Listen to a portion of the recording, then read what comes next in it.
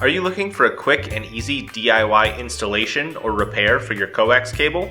Our BNC Female Crimp connector for RG59 and RG62 will provide a simple solution for your wiring needs. Because this is a two-piece connector, the pin is pre-installed to the connector housing. The only other piece to the connector is the Crimp ferrule.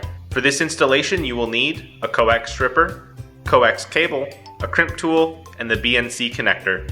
Keep in mind that you will want to make sure that your coax stripper, crimp tool, and connector match the cable that you are installing. Start by inserting the ferrule over the outer jacket of the cable.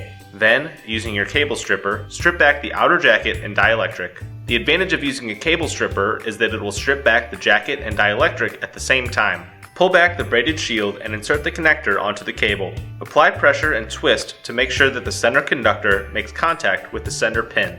Then, slide the ferrule up to the base of the connector, folding the shield with it. Crimp the ferrule onto the outer jacket to complete termination. Congratulations, you have successfully installed the two-piece BNC connector. For all of your cable and connector needs, choose Show Me Cables.